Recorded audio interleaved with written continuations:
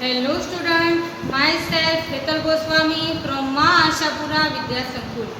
Today we will learn standard 9th subjects Hindi and our topic is chapter number 4 कर्ण का जीवन दर्शन।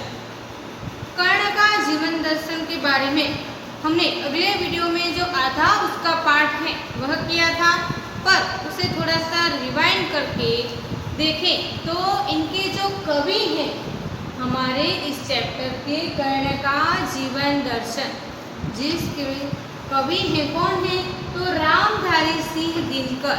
कौन है इसके कवि तो रामधारी सिंह दिनकर, जिनका जन्म 1908 में और उनका निधन है वह 1974 में हुआ। कर्ण का जीवन दर्शन यह एक खंड काव्य है। क्या है? खंड काव्य है। कर्ण है वह दान के लिए प्रिय है।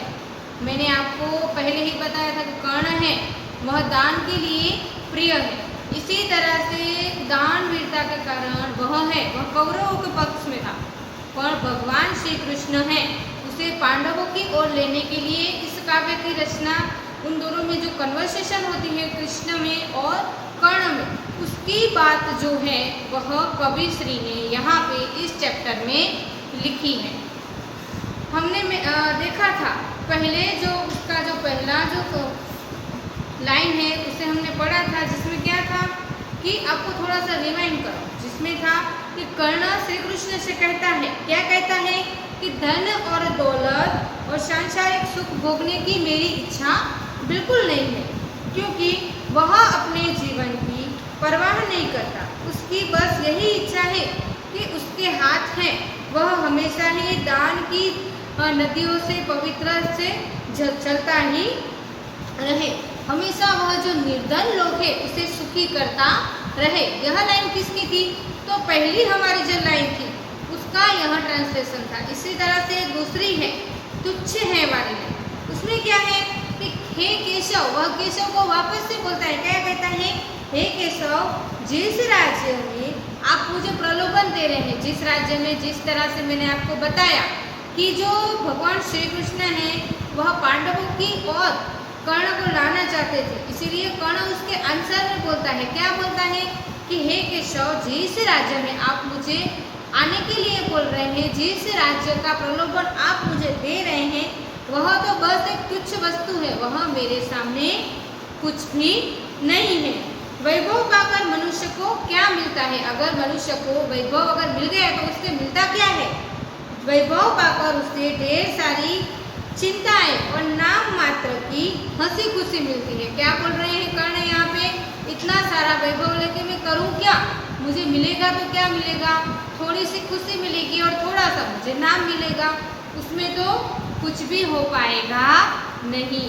आगे हम देखें, थोड़ी बहुत चमक दमक और थोड़े समय के लिए सुखोपभोग मिलेंगे, पर ये सारी चीज़ें उस बड़ी वही छोड़ देनी पड़ेगी और खाली हाथ से ही मुझे यहाँ से जाना पड़ेगा। मनुष्य है अगर उसका जन्म है तो उसकी मृत्यु भी निश्चित है, तो कर्ण क्या कर रहे हैं, ये सारी वैभव की चीज़ें मैं लेकर क्या करूँगा, एक दिन जाना तो मुझे खाली हाथ ही है।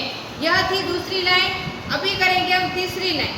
मुझसे मनुष्य जी जीते होते हैं, कंचन का भार न ढोते हैं, पाते हैं धन बिखराने की, लाते हैं रतन लुटाने को, जग से न कभी कुछ लेते हैं, दान ही हृदय का देते हैं। यह लाइन का हम ट्रांसलेशन करें तो कर्ण है वह श्री कृष्ण से कहते हैं, क्या कहते हैं कि हे कृष्ण, उसके जैसे मनुष्य सोने का भार नहीं देते।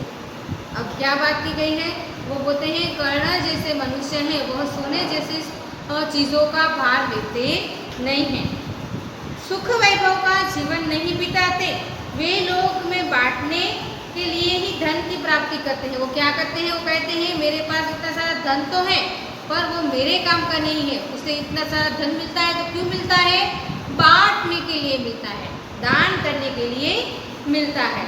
उसकी बहुमूल्य वस्तुओं लोगों में बांट लेने के लिए ही होती है।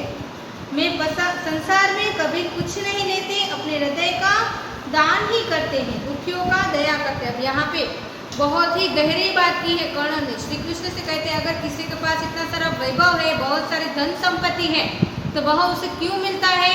इसलिए मिलता है क्योंकि वह इसके पास जो भी धन संपत्ति है उसका वह गरीबों में उसको बांट सके। यह थी तीसरी लाइन। अब करेंगे चौथी लाइन। इतनी आपको समझ में आई होगी।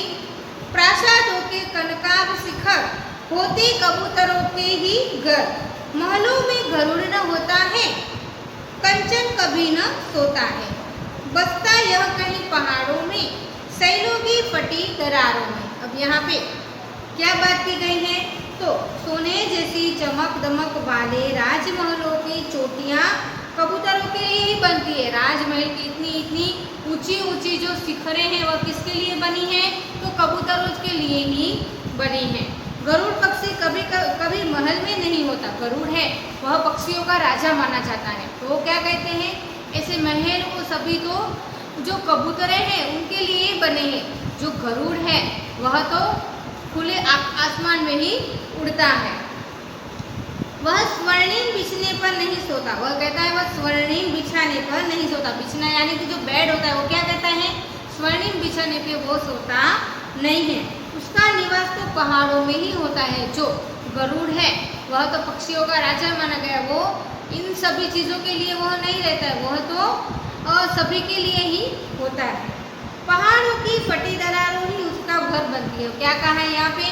कि जो गरुड़ है, जो पहाड़ की फटी दरारें हैं वह ही उनके लिए बनी है। इसीलिए आप मुझे ये ढेर सारी जो चीज़ों का प्रलोभन दे रहे हैं वह आप मुझे ना दें। आगे देखें। ठोकर समृद्धि सुख के अधीन, मानव होता नित्य तपस्वी, सता किरीट मणिमय आसन, करते मनुष्य का तेज हरण। नर निभव हेतु ललचाता है, पर वही मनुज ही खाता है। अब यहाँ पे क्या बात की गई है? धन दौलत के सुख का गुलाम बनकर मनुष्य अपना तप और तेज है वह खो बैठता है। यहाँ पे कर्ण बात कर रहे हैं किसके लिए? कृष्ण को कहते हैं इतनी सारी अगर मैं धन दौलत पा लूँगा तो क्या होगा? सुख का मैं गुलाम बन जाऊँगा और वह मैं बनना चाहता नहीं हूँ। मनुष्य अपना तेज और तप खो बैठता है। राजपद मुकुट और मणियों से जड़े हुए सिंहासन मनुष्यों के तेज को हर लेता है। क्या कहा है यहाँ पे? कर्ण कह रहे हैं मुझे ऐसा कुछ नहीं चाहिए। अगर मुझे ऐसा मिल गया है तो क्या होगा? ऐसी राजपट और मणियाँ हैं वह मेरा मनुष्य का जो तेज है वह ले लेंगे। यहाँ पे मनुज यानी कि मनुष्य, जो हार्ड वर्ड से मैंने यहाँ पे लिख के रखे हैं उसे प्रभावित बना देते हैं। मनुष्य धन संपत्ति पाने के लिए ललचाता है, पर यही धन संपत्ति उसे नष्ट कर देती है। क्या कहा है? लालच बुरी बला होती है। ऐसे ही यहाँ पे बात करते हुए, गहरी बात करते हुए कर्ण कहते हैं कि मनुष्य को धन और दौलत है वो कैसे बना देते हैं? एकदम निष्ठुर बना देते हैं। कुछ कार्य का नहीं होता। धन संपत्ति से उसकी जो कीर्ति है वह नष्ट हो जाती है। डियर स्टूडेंट, आज हम यहाँ तक रखेंगे। नेक्स्ट वीडियो में आगे का देखेंगे कि कर्ण और कृष्ण के बीच में क्या बातचीत होती है। Thank you very much. Take care.